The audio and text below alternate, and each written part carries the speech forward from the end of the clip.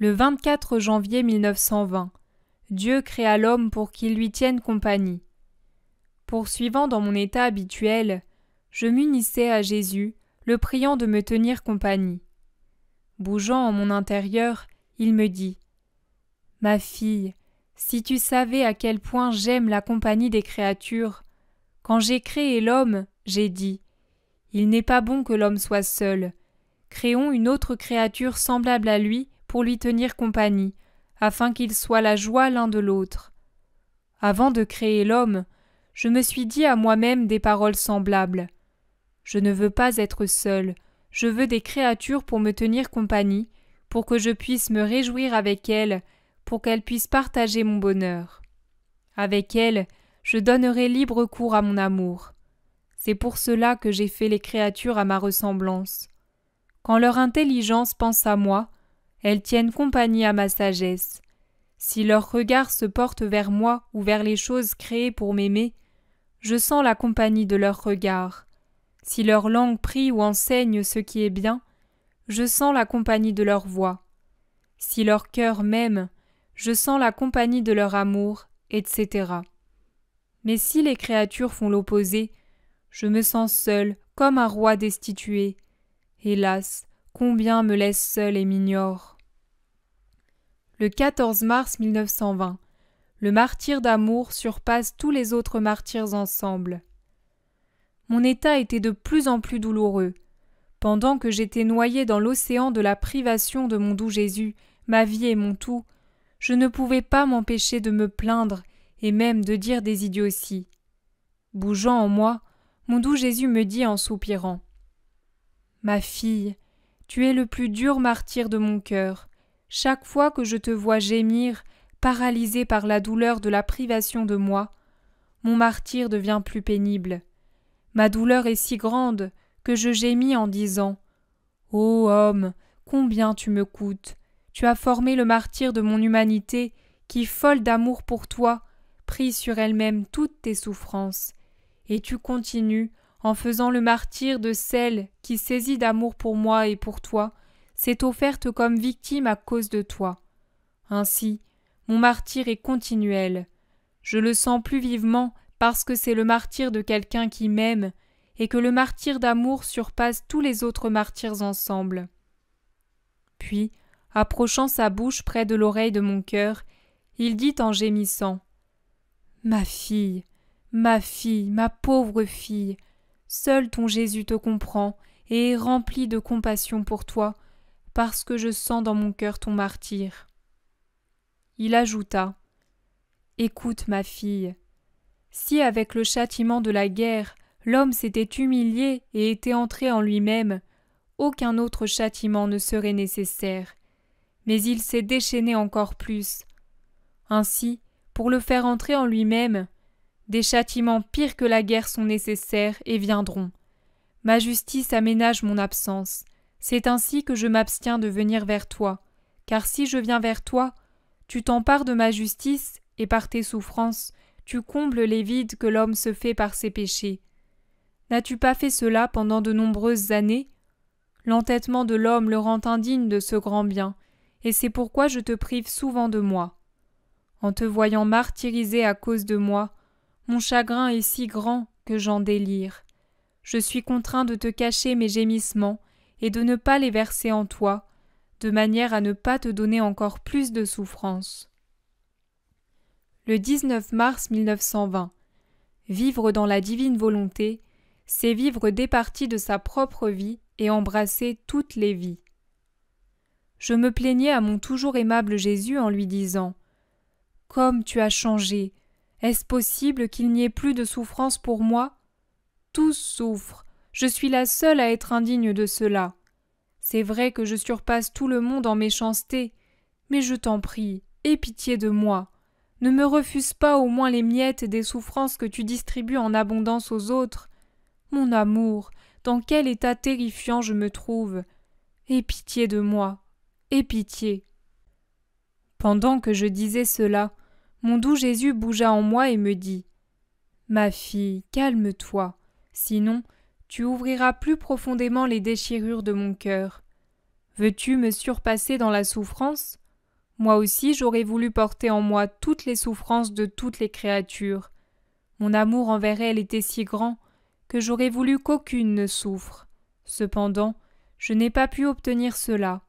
J'ai dû me soumettre à la sagesse et à la justice du Père. Quoiqu'il m'ait permis de prendre sur moi la plus grande part des souffrances des créatures, il n'a pas voulu que je les prenne toutes, afin que soient préservés les droits et l'équilibre de sa justice. Mon humanité aurait voulu souffrir assez pour que soit mis un terme à l'enfer, au purgatoire et à tous les châtiments. Mais la divinité ne l'a pas voulu ainsi. La justice a dit à l'amour : « Tu as voulu tes droits ? Ils t'ont été concédés. La justice a aussi ses droits. » Je me suis ainsi résignée à la sagesse du Père, mais mon humanité en ressentit beaucoup de peine, vu les grandes souffrances qui allaient tomber sur les créatures. Tes plaintes de ne pas souffrir font écho à mes propres plaintes sur le même sujet. Je viens fortifier ton cœur, sachant combien cette souffrance est pénible. Sache cependant que cela est aussi une souffrance pour ton Jésus. Par amour pour mon Jésus, je me suis résignée à ne pas souffrir, mais le tourment de mon cœur en fut très grand. Plusieurs idées parcouraient mon esprit, spécialement en ce qui concerne ce qu'il m'a dit concernant sa divine volonté. Il me semblait que je ne pourrais jamais voir en moi les effets de ses paroles sur cette question. Jésus ajouta aimablement : « Ma fille, quand je t'ai demandé si tu consentirais à vivre dans ma volonté, tu as accepté en disant : « Je dis oui, non pas dans ma volonté, mais dans la tienne, afin que mon oui ait toute la puissance et toute la valeur d'un oui divin. » Eh bien, sache que ce oui prononcé par toi existe et existera toujours, tout comme ma volonté. Avec ce oui, ta vie personnelle a pris fin. Ta volonté ne doit plus vivre par elle-même. Comme toutes les créatures sont dans ma volonté, tu es venu au nom de toute la famille humaine déposer au pied de mon trône, d'une manière divine, les pensées de toutes les créatures que tu portais dans ta propre pensée, pour me donner la gloire pour toutes ces pensées. Dans ton regard, dans ton parler, dans tes actions, dans la nourriture que tu manges, et même dans ton sommeil, fais de même en me donnant la gloire pour les actions correspondantes des créatures. Ta vie doit tout embrasser. Si, oppressé par la privation de moi, tu n'unissais pas toute la famille humaine à tes actions, je te réprimanderais. Et si tu ne m'écoutais pas, je te dirais tout affligé : si tu ne veux pas me suivre, je ferai les choses seule. Vivre dans ma volonté, c'est vivre départi de sa vie personnelle, départi de ses réflexes personnels, c'est embrasser toutes les autres vies. Sois attentive à cela et ne crains pas. Le 23 mars 1920. Louisa aimerait être totalement cachée des regards humains, mais Jésus la veut comme une lampe sur son lampadaire. Je disais à mon doux Jésus : j'aimerais me cacher des yeux de tous, pour que tous m'oublient comme si je n'existais plus sur la terre. Comme il m'est pénible d'avoir affaire aux gens, je sens la nécessité d'un profond silence. Alors, bougeant en moi, Jésus me dit : tu veux te cacher, mais moi je te veux comme une lampe sur son lampadaire qui donne sa lumière à tous, cette lampe étant alimentée par mon éternelle lumière. Si tu te caches, ce n'est pas toi que tu caches, c'est moi-même, ma lumière et ma parole. Puis, j'ai continué de prier, et je ne sais comment, je me suis retrouvée hors de mon corps en compagnie de Jésus. J'étais petite et Jésus très grand. Il me dit : ma fille, grandis-toi pour devenir égale à moi. Je veux que tes bras atteignent les miens et que ta bouche atteigne la mienne. Je ne savais vraiment pas comment faire. Jésus plaça ses mains dans les miennes et répéta : grandis-toi, grandis-toi. J'ai essayé et je me suis sentie comme un ressort, de telle sorte que si je le voulais, je pouvais me grandir. Je me suis donc allongée avec facilité et j'ai posé ma tête sur l'épaule de Jésus pendant qu'il continuait de garder ses mains dans les miennes. Par ce contact avec ses mains, je me suis souvenue de ses très saintes plaies et je lui ai dit : mon amour, puisque tu me veux de ta grandeur, pourquoi ne me donnes-tu pas tes souffrances? Donne-les-moi, ne me les refuse pas. » Jésus me regarda et me serra très fort sur son cœur, comme s'il avait voulu me dire beaucoup de choses. Après, il disparut et je me suis retrouvée dans mon corps. Le 3 avril 1920, le désir de Dieu en créant l'homme était que petit à petit, il développe la vie divine en lui pour être ensuite amené aux joies du ciel. J'étais dans mon pauvre état et j'ai senti en moi mon aimable Jésus qui s'unissait à ma prière. Il me dit « Ma fille, ce que je désirais en créant l'homme, c'était qu'il fasse ma volonté en toutes choses et que petit à petit, par des actes répétés dans ma volonté, le soleil de ma vie se forme en lui.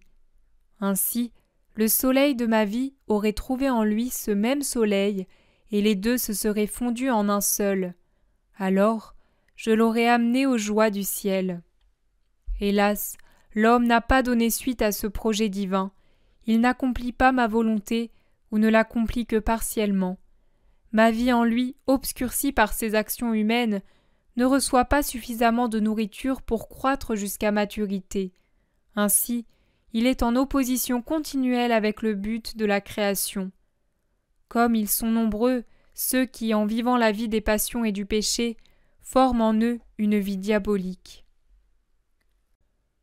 Le 15 avril 1920, l'amour des âmes est la cause des souffrances de Jésus et de celles de Louisa. Je me plaignais à mon doux Jésus à propos de mon état lamentable en lui disant « Dis-moi, mon amour, où es-tu ? Dis-moi par quel chemin tu m'as quitté pour que je te retrouve. Laisse-moi voir les traces de tes pas, pour que pas à pas j'arrive jusqu'à toi. Ah Jésus, sans toi je ne peux continuer. Cependant, même si tu es loin, je t'envoie mes baisers. Je baise cette main qui ne me sert plus, cette bouche qui ne me parle plus, cette face que je ne vois plus, ces pieds qui ne marchent plus vers moi, mais qui se dirigent ailleurs. Ah Jésus, que mon état est triste, quelle fin cruelle m'attendait. » Pendant que je disais cela et bien d'autres balivernes, mon doux Jésus bougea en moi et me dit « Ma fille, calme-toi, car pour celui qui vit dans ma volonté, tous les endroits sont des lieux sûrs pour me trouver. Ma volonté remplit tout, quel que soit le chemin qu'on emprunte, on ne doit pas craindre de ne pouvoir me trouver. Ah, ma fille, je ressens ton état douloureux dans mon cœur. Je vois que le courant de chagrin qui passait entre ma mère et moi se répète entre toi et moi. Elle était crucifiée à cause de mes souffrances, et j'étais crucifié à cause de ses souffrances. Mais quelle était la cause de tout cela? Notre amour pour les âmes. Par amour pour les âmes, ma chère mère porta toutes mes souffrances et même ma mort. Par amour pour les âmes, je portais toutes ses peines, y compris sa peine d'être privé de moi. Oh, combien il en a coûté à mon amour de priver mon inséparable mère de moi, et combien elle en a souffert. Mais l'amour des âmes triompha de tout. C'est également par amour des âmes que tu as accepté ton état de victime, que tu as accepté toutes ces souffrances qui se sont présentées durant ta vie. Si ce n'était pas de cet amour des âmes, ton exil serait terminé, tu n'aurais pas le chagrin d'être privé de moi, et je n'aurais pas non plus le chagrin de te voir torturé à cause de cette privation. Ainsi, prends patience, et que l'amour des âmes triomphe jusqu'à la fin en toi. Le 1er mai 1920. La vie dans la divine volonté procure une gloire permanente à Dieu. Ma misère se faisait sentir de plus en plus, et je me disais « Mon Jésus, quelle vie est la mienne !» Immédiatement, Jésus me dit « Ma fille, pour l'âme qui vit dans ma volonté, la sainteté n'a qu'un seul but, un continuel gloire au Père, suivi de « comme il était au commencement, comme il l'est maintenant, et comme il le sera dans les siècles des siècles. Il n'y a rien par lequel cette âme ne rende pas gloire à Dieu. Sa sainteté n'est pas sujette à des reculs, mais elle règne toujours.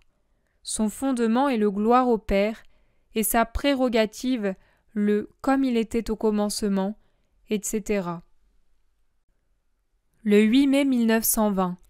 Celui qui vit dans les hauteurs de la divine volonté doit porter les souffrances de ceux qui vivent en bas. Je continuais de me plaindre à propos de la privation de Jésus. Je me plaignais aussi du fait qu'il me prive de souffrance alors qu'il en donne abondamment aux autres. Il vint en sortant de mon intérieur, et appuyant sa tête sur mon épaule, il me dit tout affligé. « Ma fille, l'âme qui vit dans ma volonté vit dans les hauteurs et de ce fait, elle voit mieux ce qui se passe en bas. Elle doit participer aux décisions, aux afflictions et à toute autre chose propre à ceux qui vivent dans les hauteurs. Vois ce qui se passe dans la vie familiale courante. Seulement le père et la mère, et parfois un fils plus âgé, participent aux décisions et aux souffrances inhérentes à la vie familiale. Quand la famille est dans les difficultés, les petits-enfants ne savent rien de cela. Plutôt, ils jouent et vivent leur vie ordinaire. Il en va ainsi dans l'ordre de la grâce. Ceux qui sont petits et qui grandissent encore vivent en bas. Mais ceux qui vivent dans les hauteurs de ma volonté doivent soutenir ceux qui vivent en bas, voir les dangers qui les guettent, les aider à prendre les bonnes décisions, etc. Par conséquent, calme-toi, nous aurons une vie commune dans ma volonté, et ensemble, nous participerons aux difficultés et aux chagrins de la famille humaine. Tu veilleras sur les grandes tempêtes qui se lèveront, et pendant que ceux d'en bas joueront au milieu des dangers, nous pleurerons sur leur infortune. Le 15 mai 1920. La divine volonté effectue la crucifixion complète dans l'âme.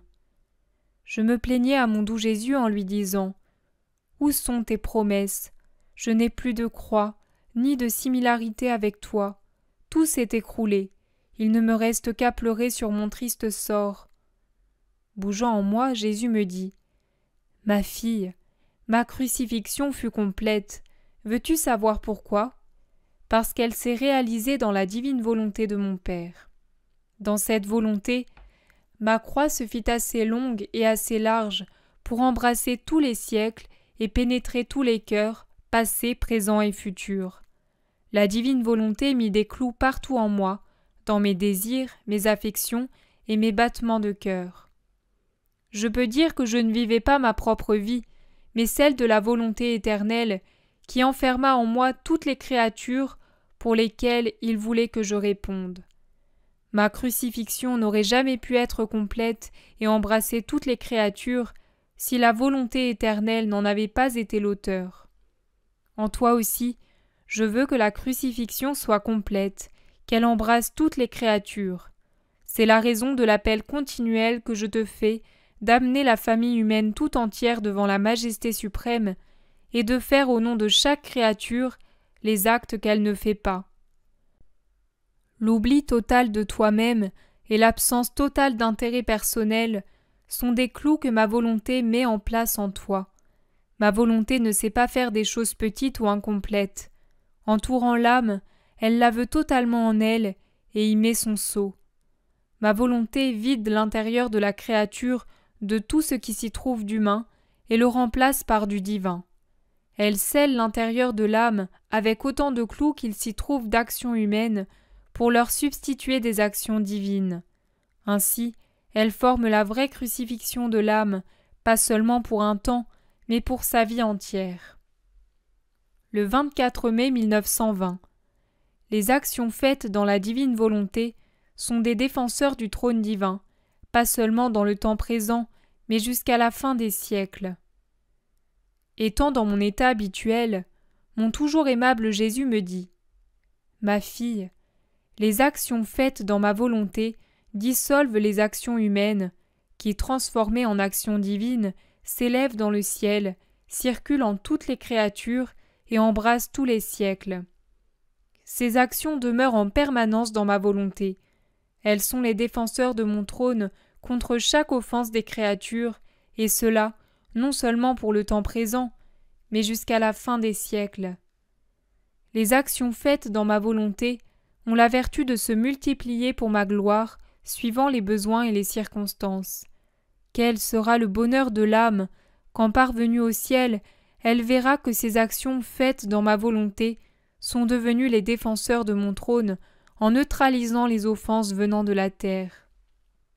Au ciel, le bonheur de l'âme qui aura vécu dans ma volonté, pendant qu'elle était sur la terre, sera différent de celui des autres bienheureux. Les autres recevront de moi tout leur bonheur, alors que ces âmes non seulement recevront de moi leur bonheur, mais elles auront leur propre petite rivière de bonheur puisée dans ma propre mer de bonheur. Pendant qu'elles vivaient sur la terre, ces âmes formaient leur propre rivière de bonheur à partir de ma mer. Il est juste qu'au ciel, elles disposent aussi de ces rivières de bonheur, lesquelles se déverseront sur tous les bienheureux. Quelles sont belles ces rivières, prenant leur source dans la mer infinie de ma volonté. Elles se versent en moi et je me verse en elles. Elles sont un spectacle enchanteur devant lequel tous les bienheureux sont extasiés. Le 28 mai 1920. L'âme qui vit dans la divine volonté est consacrée avec Jésus dans chaque hostie. Les actions faites dans la divine volonté supplantent toutes les autres. C'était pendant le saint sacrifice de la messe, et je me fondais en Jésus afin d'être consacré avec lui. Bougeant en moi, il me dit « Ma fille, entre dans ma volonté pour pouvoir te trouver dans toutes les hosties, non seulement actuelles, mais aussi futures. Ainsi, tu recevras autant de consécration que moi-même. Dans chaque hostie consacrée, j'ai déposé ma vie et j'en veux une autre en échange. Je me donne à l'âme, mais très souvent, l'âme refuse de se donner à moi en retour. Ainsi, mon amour se sent rejeté, bafoué. Viens donc dans ma volonté pour être consacré avec moi dans chaque hostie. Ainsi, en chacune, je trouverai ta vie en échange de la mienne, et cela pas seulement pendant que tu es sur la terre, mais aussi quand tu seras dans le ciel. Et comme je recevrai des consécrations jusqu'au dernier jour, toi aussi tu recevras avec moi des consécrations jusqu'au dernier jour. Il ajouta « Les actions faites dans ma volonté excellent au-dessus de toutes les autres. Elles entrent dans la sphère de l'éternité et laissent derrière toutes les actions humaines. Ce n'est pas important que ces actions soient faites à telle époque ou à telle autre, ou qu'elles soient petites ou grandes. Il suffit qu'elles soient faites dans ma volonté pour qu'elles aient la priorité sur toutes les autres actions humaines. Les actions faites dans ma volonté sont comme de l'huile mêlée avec d'autres matières, qu'il s'agisse de choses de grande valeur, comme par exemple de l'or ou de l'argent, ou de mets relevés ou de choses ordinaires, tout reste au bas. L'huile prévaut sur toutes, elle n'est jamais au-dessous. Même en petite quantité, elle semble dire « Je prévaux sur tout ». Les actions faites dans ma volonté se convertissent en lumière, une lumière qui se fond avec la lumière éternelle. Elles ne restent pas dans la catégorie des actions humaines, mais elles passent dans la catégorie des actions divines. Elles ont la suprématie sur toutes les autres actions. Le 2 juin 1920. À l'instar de Jésus, Louisa ressent la douleur de la séparation de l'homme d'avec la divinité. Poursuivant dans mon état habituel et m'absorbant dans la prière, j'ai vu en moi un abîme dont je ne pouvais découvrir ni la profondeur ni la largeur. Au milieu de cet abîme, j'ai vu mon doux Jésus, affligé et taciturne. Je le sentais très loin de moi, comme s'il n'était pas là pour moi. Mon cœur était torturé d'une mort cruelle qui se répétait sans cesse à cause de cet abîme me séparant de mon tout, de ma vie. Pendant que mon cœur dégouttait le sang, mon toujours aimable Jésus sortant de cet abîme se plaça derrière mon dos et entourant mon cou avec ses bras me dit « Ma fille bien-aimée, tu es mon portrait. Que de fois mon humanité gémissante vécut ces tortures. Mon humanité était unie à ma divinité, les deux ne faisant qu'un. Cependant, alors que ma divinité m'enveloppait intérieurement et extérieurement, que j'étais fondu en elle, je me sentais loin d'elle. Par cette souffrance, mon humanité payait le prix de la séparation de l'homme d'avec la divinité par le péché, afin de le réunir de nouveau à la divinité. Chaque instant de cette séparation entre ma divinité et mon humanité était pour moi une mort sans merci. Voilà la raison de tes souffrances et de l'abîme que tu vois. En ces temps tumultueux où l'humanité s'éloigne de moi avec précipitation, tu dois ressentir la douleur de cette séparation pour la ramener à moi. Ton état est très douloureux, mais c'est aussi une douleur de ton Jésus. Pour te donner de la force, je te soutiens par derrière, de manière à ce que tes souffrances soient plus intenses. En fait, si je te soutenais par devant, le simple fait de voir mes bras près de toi couperait tes souffrances de moitié, et ta ressemblance avec moi tarderait. Le 10 juin 1920. Comme l'humanité de Jésus, l'âme doit vivre entre le ciel et la terre. Je me sentais très affligée, seule et sans soutien. Mon doux Jésus me prit dans ses bras, me leva dans les airs et me dit « Ma fille, quand mon humanité était sur la terre, je vivais entre le ciel et la terre, ayant la terre tout entière sous moi et le ciel tout entier au-dessus de moi. En vivant de cette manière, j'essayais d'attirer la terre tout entière et le ciel tout entier en moi, afin de faire d'eux une seule chose. Si j'avais vécu au niveau de la terre, je n'aurais pas été capable de tout attirer à moi. J'aurais attiré au plus quelques points de la terre. Il est vrai que vivre ainsi me coûtait beaucoup, parce que je n'avais pas d'endroit où me reposer, ni personne sur qui m'appuyer. Seulement les choses strictement nécessaires étaient fournies à mon humanité.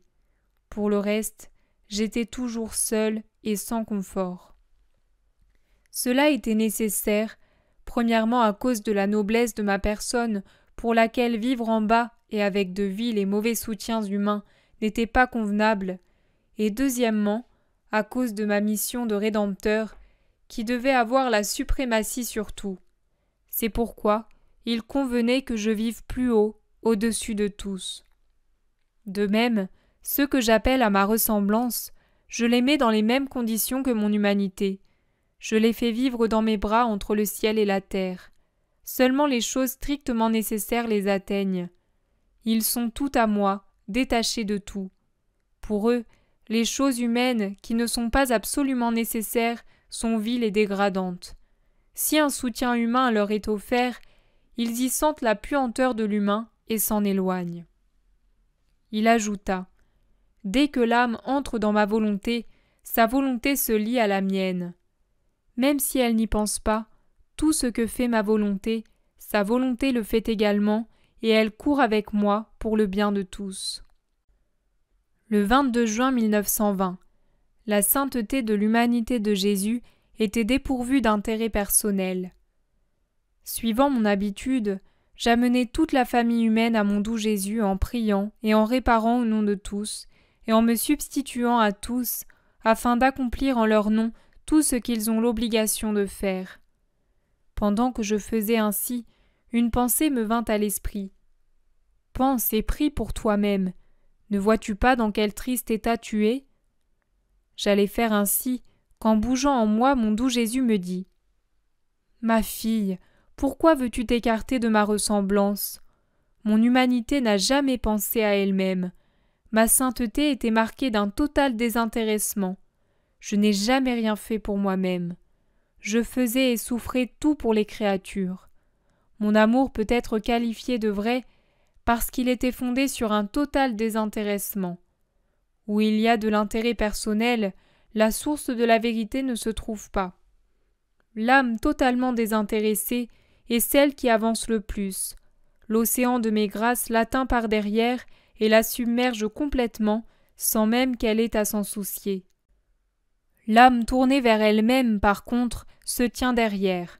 L'océan de ma grâce se trouve en avant d'elle, et elle doit le traverser par la force de ses bras si seulement elle y parvient. Le souci d'elle-même lui crée beaucoup d'obstacles, entre autres la peur de nager dans mon océan. Elle court le risque de demeurer sur la rive. Le 2 septembre 1920. Le martyre d'amour que cause à Jésus la privation de la compagnie des créatures. Je vis dans la privation presque continuelle de Jésus. Au mieux, il se laisse voir brièvement, puis il disparaît comme l'éclair. Ah, lui seul connaît le martyre de mon pauvre cœur. Je pensais à l'amour avec lequel mon toujours aimable Jésus a tant souffert pour nous. Il me dit « Ma fille, mon premier martyre fut l'amour, lequel donna naissance à mon second, la souffrance. Chacune de mes souffrances était précédée d'une mer d'amour. Quand mon amour s'est vu seul et abandonné par la majorité des créatures, il devint délirant. Ne trouvant pas à qui se donner, il se concentrait en lui-même. Cela me donnait une telle souffrance que, en comparaison, mes autres souffrances étaient des soulagements. Ah, quand mon amour trouve de la compagnie, je me sens heureux. L'amour en compagnie d'un autre amour est heureux, même s'il ne s'agit que d'un petit amour, parce qu'il trouve à qui se donner, à qui donner la vie. Quand l'amour se trouve auprès de quelqu'un qui ne l'aime pas ou le méprise, il est très malheureux. La beauté à côté de la laideur se sent déshonorée. Les deux se fuient, parce que la beauté déteste la laideur et que la laideur se sent plus laide encore à côté de la beauté. Ce qui est beau est heureux d'être auprès de ce qui est beau. Les deux se communiquent réciproquement leur beauté. À quoi sert à l'enseignant de s'être tant instruit s'il ne trouve aucun élève à qui enseigner? À quoi sert au médecin d'avoir étudié l'art de la médecine si personne ne se présente à lui pour recevoir ses soins? Quel avantage un homme riche retire-t-il de sa richesse s'il est toujours seul et ne trouve personne avec qui partager sa richesse? La compagnie rend heureux, permettant au bien de se communiquer et de croître. L'isolement rend malheureux et stérile. Ah, ma fille, combien mon amour souffre de son isolement. Les quelques personnes qui me tiennent compagnie sont ma consolation et mon bonheur.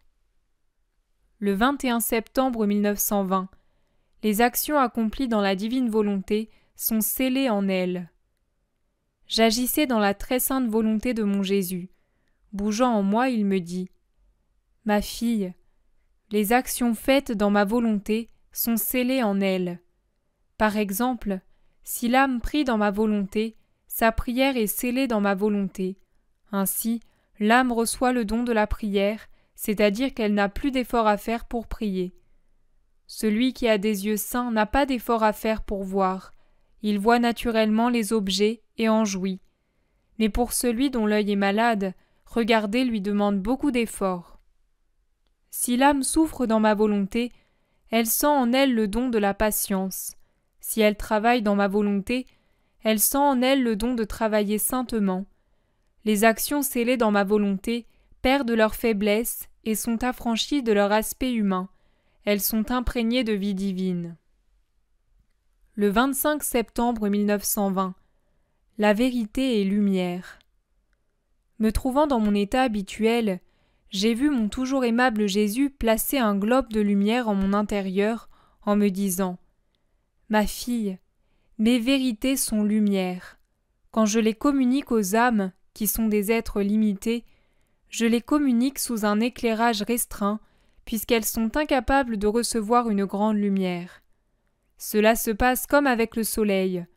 Alors qu'il apparaît comme un globe limité, la lumière qu'il répand investit, réchauffe et féconde toute la terre. Il est impossible à l'homme de dénombrer les plantes rendues fructueuses, les terres éclairées et réchauffées par le soleil. Alors que d'un simple coup d'œil, on peut voir le soleil dans les hauteurs, on ne peut voir où prend fin sa lumière, ni tout le bien qu'il fait. Il en va ainsi pour mes vérités. Elles apparaissent limitées, mais quand elles sont manifestées, combien d'âmes ne rejoignent-elles pas? Combien d'esprits n'illuminent-elles pas? Que de bien ne font-elles pas? J'ai placé en toi un globe de lumière, il représente les vérités que je te communique. Sois attentive en les recevant, et plus attentive encore en les communiquant, afin de favoriser leur propagation. Par la suite, étant revenue à la prière, je me suis retrouvée dans les bras de ma maman céleste, qui me caressa et me serra sur son sein. Mais je ne peux expliquer pourquoi, j'ai rapidement oublié ce fait, et je me plaignis que tous m'avaient abandonné. Passant furtivement, Jésus me dit « Il y a un instant, ma mère était ici et t'a serré dans ses bras avec beaucoup d'amour. » Alors je me suis souvenu. Il poursuivit « C'est arrivé aussi avec moi. Combien de fois je suis venue, et tu l'as oublié. Devrais-je peut-être ne pas venir? Je fais comme une mère quand son bébé dort. Elle le baise et le caresse, mais le bébé ne sait rien de cela, et quand il s'éveille, il pourrait se plaindre que sa mère ne le baise pas et ne l'aime pas. Que Jésus soit loué, lui l'artisan de tant de stratagèmes amoureux. Le 12 octobre 1920. Celui qui vit dans la divine volonté reçoit son aide de Jésus uniquement, mais il donne son aide aux autres. Je me sentais accablé, seul et sans aucune espérance de recevoir ne fût-ce qu'une parole d'aide ou d'encouragement. Quand quelqu'un vient à moi, même s'il s'agit d'une personne sainte, il me semble que ce ne peut être que pour obtenir de l'aide, du réconfort ou pour se départir de ses doutes. Mais pour moi, rien. Pendant que j'étais dans ces sentiments, mon toujours aimable Jésus me dit « Ma fille, celui qui vit dans ma volonté est dans la même condition que moi. Si j'affirmais avoir besoin des créatures, ce qui est impossible puisque les créatures ne peuvent aider leur Créateur, ce serait comme si le soleil demandait de la lumière et de la chaleur à d'autres créatures. Que ferait celle-ci? Confuse, elle dirait au soleil « Quoi? Tu nous demandes de la lumière et de la chaleur, toi qui remplis le monde et fécondes toute la terre par ta lumière et ta chaleur? Notre lumière s'évanouit totalement devant toi. C'est plutôt toi qui dois nous donner ces choses. » Il en va ainsi pour celui qui vit dans ma volonté. Puisqu'il partage ma condition et que le soleil de ma volonté est en lui, il doit procurer lumière, chaleur, aide, assurance et réconfort aux autres. Je suis son seul aide, et lui, à partir de ma volonté, il aide les autres. Le 15 novembre 1920. Chaque bonne action accomplie pour Jésus est une chaîne qui attache l'âme à Jésus. Mon état était toujours plus douloureux. Seule la divine volonté pouvait m'aider. Mon doux Jésus me dit « Ma fille, chaque action que l'âme accomplit pour moi, chaque pensée, chaque parole, chaque prière, chaque souffrance et même un simple souvenir de moi, devient une chaîne attachant l'âme à moi. Sans violenter la volonté humaine, ces chaînes ont le pouvoir de forger la persévérance qui est le dernier pas avant que l'âme prenne possession de la gloire éternelle. Le 28 novembre 1920. Quand Jésus veut donner, il commence par demander. Effet de la bénédiction que Jésus donna à Marie. Je méditais sur l'épisode où, avant de s'engager dans sa douloureuse passion, Jésus se rendit chez sa maman pour lui demander sa bénédiction. Il me dit « Ma fille, combien de choses révèle ce mystère. J'ai voulu me rendre chez ma chère maman pour lui demander sa bénédiction afin de lui fournir l'occasion de me demander ma propre bénédiction. Les souffrances qu'elle devait traverser allaient être si grandes qu'il était approprié que je la fortifie par ma bénédiction. Quand je veux donner, c'est mon habitude de demander d'abord. Ma maman comprit cela tout de suite et me demanda de la bénir d'abord. Ce fut seulement après qu'elle me bénit. Pour créer l'univers, j'ai prononcé un fiat par lequel j'ai disposé, ordonné et décoré le ciel et la terre. En créant l'homme, je lui ai infusé la vie par mon souffle tout-puissant. Au début de ma passion, j'ai béni ma mère par ma parole créatrice et toute-puissante. Ce ne fut pas seulement elle que j'ai bénie, à travers elle, j'ai béni toutes les créatures.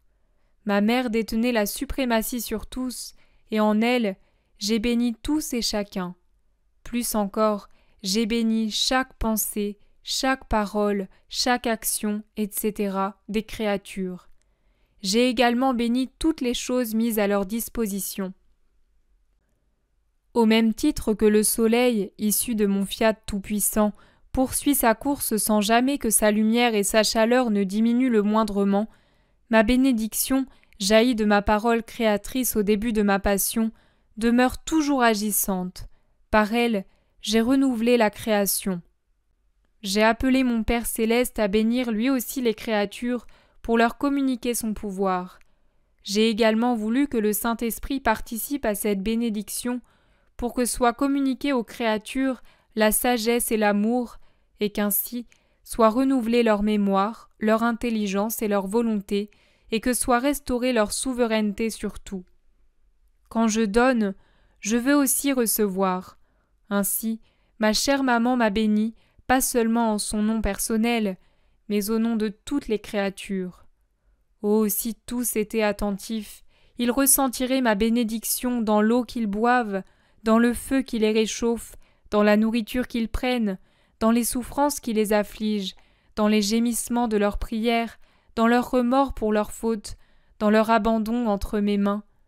À travers toutes choses, ils entendraient ma parole créatrice leur dire « Je vous bénis au nom du Père, de moi-même et du Saint-Esprit.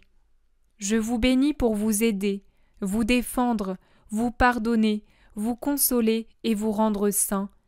De plus, tous feraient écho à ma bénédiction en me bénissant eux-mêmes. Ce sont là les effets de ma bénédiction. Mon Église, instruite par moi, fait écho à ma bénédiction dans presque toutes les circonstances. Elle bénit dans l'administration des sacrements et en beaucoup d'autres occasions. Le 18 décembre 1920. Action de grâce rendue à Jésus pour tout ce qu'il a fait en la très sainte Vierge. Le cœur affligé par l'absence de mon doux Jésus, j'étais en prière. Soudain, je l'ai senti près de moi.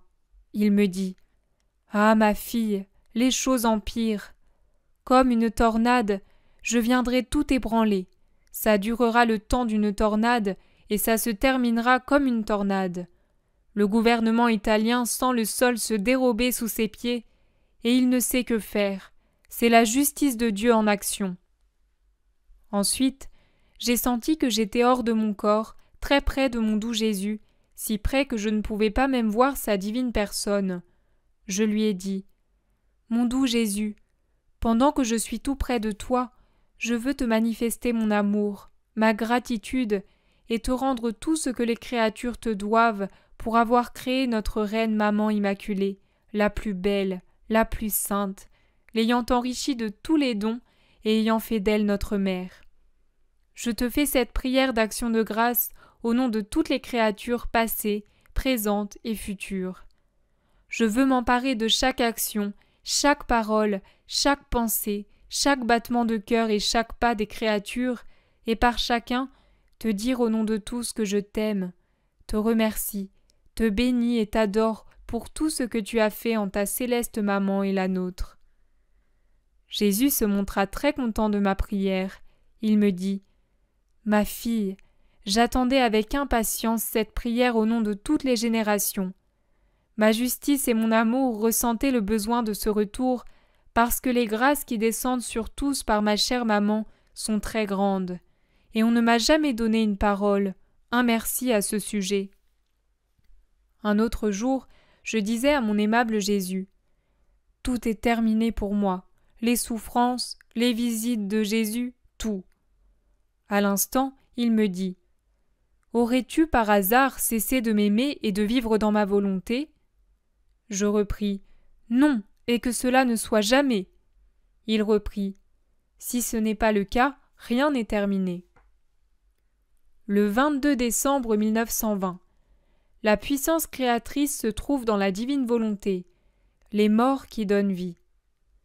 Je pensais à la très sainte volonté de Dieu et je me disais « Quel enchantement, quel pouvoir, quelle force magique possède la divine volonté !»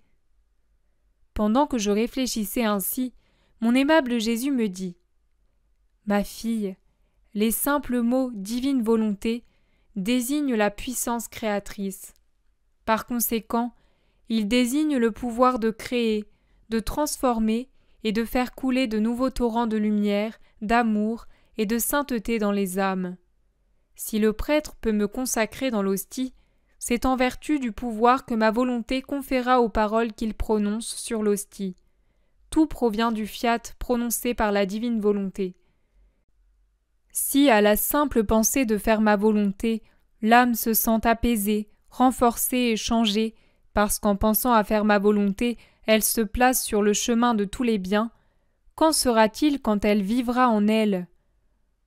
À ce moment, je me suis souvenu que plusieurs années auparavant, Jésus m'avait dit Nous nous présentons devant la majesté suprême avec écrit sur nos fronts en caractères indélébiles « Nous voulons la mort pour donner la vie à nos frères. Nous voulons des souffrances pour les libérer des souffrances éternelles. » Et je me suis dit « Comment puis-je faire cela s'il ne vient pas ? Je pourrais le faire avec lui, mais seul, je ne vois pas comment. Et puis, comment puis-je souffrir autant de morts ?» Bougeant en moi, Jésus béni me dit « Ma fille, tu peux le faire à chaque instant, puisque je suis toujours avec toi et que je ne te laisse jamais. Je vais te parler de divers genres de morts que l'on peut subir. Je souffre la mort quand ma volonté veut du bien pour une créature et que celle-ci tourne le dos à la grâce que je lui offre. Si la créature est disposée à correspondre à ma grâce, c'est comme si ma volonté multipliait une autre vie. Si au contraire, la créature hésite, c'est comme si ma volonté souffrait une mort. Oh, que de morts ma volonté a à souffrir! La créature subit une mort quand je veux qu'elle fasse un bien et qu'elle ne le fait pas. Alors sa volonté meurt à ce bien. La créature qui n'est pas dans l'acte continuel de faire ma volonté subit une mort pour chacun de ses refus. Elle meurt à cette lumière, à cette grâce, à ce charisme qu'elle aurait reçu si elle avait fait ce bien. Je veux aussi te parler des morts par lesquelles tu peux donner la vie à nos frères. Quand tu te sens privé de moi, que ton cœur est lacéré et que tu sens une main de fer le serrer, tu subis une mort, et même plus qu'une mort, parce que mourir serait vivre pour toi. Cette mort est apte à donner la vie à nos frères, parce que cette souffrance, cette mort sont remplies de vie divine, sont une lumière immense, une force créatrice comportant une valeur éternelle et infinie. Ainsi, combien de vie peux-tu donner à nos frères ? Je souffre ces morts avec toi, leur donnant la valeur de ma propre mort. Vois combien de morts tu subis. Chaque fois que tu me veux et que tu ne me trouves pas, c'est une véritable mort que tu subis, c'est un martyre. Ce qui est mort pour toi est vie pour les autres. Le 25 décembre 1920. La Mère céleste confirme Louisa dans tout son être. La situation de Jésus nouveau-né dans la grotte de Bethléem était moins sévère que sa situation dans l'Eucharistie. J'étais hors de mon corps et je prenais une longue marche pendant laquelle je marchais un bout avec Jésus et un bout avec ma reine maman. Quand Jésus disparaissait, je me trouvais avec maman, et quand elle disparaissait, je me trouvais avec Jésus. Jésus et Marie étaient très affables et me disaient beaucoup de choses. J'avais tout oublié, mes souffrances et même mes privations. Je pensais que je n'allais plus jamais perdre cette compagnie enchanteresse. Oh, comme il est facile d'oublier le mal quand on est en face du bien. À la fin de la marche, la céleste maman me prit dans ses bras. J'étais très petite. Elle me dit « Ma fille, je veux te renforcer en tout. » Il me sembla que de ses saintes mains, elle écrivait sur mon front et y mettait un sceau. De même, elle écrivit sur mes yeux, ma bouche, mon cœur, mes mains et mes pieds, en mettant un sceau à chaque endroit. Je voulais savoir ce qu'elle écrivait sur moi, mais je n'arrivais pas à le lire. Cependant, sur ma bouche, j'ai compris quelques lettres qui disaient « Annihilation de tout goût ».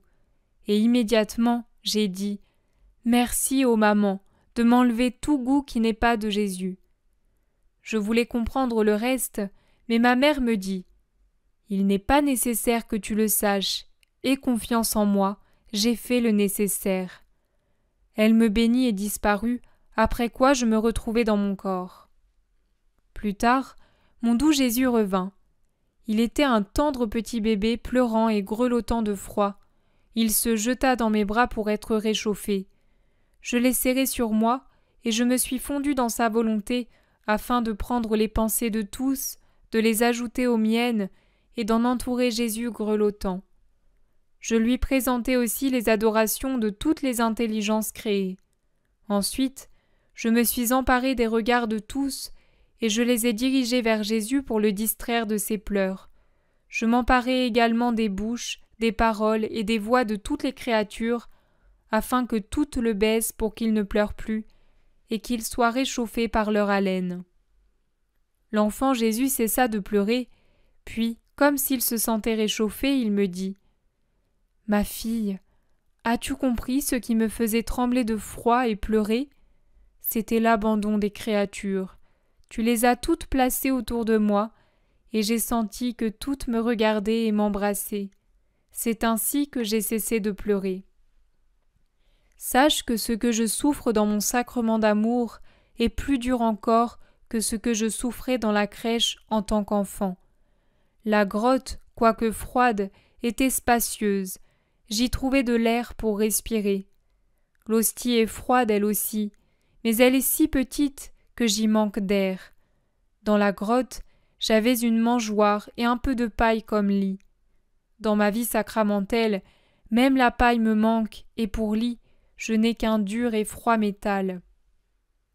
Dans la grotte, j'avais ma chère maman qui me prenait très souvent avec ses mains très pures et me couvrait de ses chaleureux baisers afin de me réchauffer et d'apaiser mes pleurs.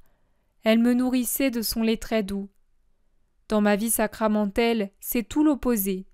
Je n'ai pas ma maman, et si on me prend, je ressens souvent la touche de mains indignes qui sentent la terre et le fumier. Oh, comme je sens leur puanteur plus que le fumier que je sentais dans la grotte. Plutôt que de me couvrir de baisers, ils me couvrent d'actes irrévérencieux, plutôt que du lait, ils me donnent l'amertume de leur sacrilège, de leur indifférence et de leur froideur. Dans la grotte, Saint Joseph ne me privait jamais d'un peu de lumière ou d'une petite lampe pendant la nuit. Dans le sacrement, combien de fois je reste dans le noir, même la nuit.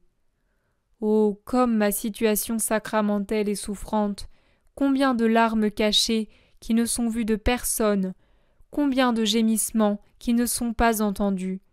Si ma situation comme nourrisson te porte à la pitié, combien devrais-tu être ému de pitié pour ma situation sacramentelle. Le 5 janvier 1921. Vivre dans la divine volonté consiste à mouler sa vie dans celle de Jésus. J'étais dans mon état habituel et je m'efforçais de m'immerger dans la divine volonté. Sachant que rien ne lui échappe, ni du passé, ni du présent, ni du futur, je m'emparai de tout ce qui se trouve dans cette divine volonté, et au nom de tous, j'offris nos hommages, notre amour, nos réparations, etc., à la majesté suprême. Bougeant en moi, mon toujours aimable Jésus me dit « Ma fille, pour l'âme, la vraie manière de vivre dans ma volonté est de mouler sa vie dans la mienne. Durant ma vie terrestre, je faisais voler dans ma volonté toutes mes actions, tant intérieures qu'extérieures. Je faisais voler mes pensées au-dessus des pensées des créatures. Mes pensées devenaient comme la couronne de leurs pensées et offraient en leur nom les hommages, l'adoration, l'amour et la réparation à la majesté du Père. Je faisais de même avec mes regards, mes paroles, mes mouvements et mes pas. Pour vivre dans ma volonté, l'âme doit donner à ses pensées, à ses regards, à ses paroles et à ses mouvements la forme de mes propres pensées, regards, paroles et mouvements. En faisant ainsi, l'âme perd sa forme humaine pour acquérir la mienne. Elle donne des morts continuelles à l'humain en elle pour le remplacer par du divin. Sinon, la forme divine ne sera jamais réalisée complètement en elle. Ma volonté éternelle permet de tout trouver et de tout accomplir. Elle réduit le passé et le futur à un simple point dans lequel se trouvent tous les cœurs, tous les esprits, tous les travaux des créatures. En faisant sienne ma volonté, l'âme fait tout, satisfait pour tous, aime pour tous, fait du bien à tous, comme si tous ne faisaient qu'un.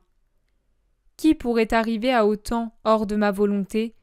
Aucune vertu, aucun héroïsme, pas même le martyre, ne peuvent se comparer à la vie dans ma volonté. Par conséquent, sois attentive et laisse ma volonté régner totalement en toi.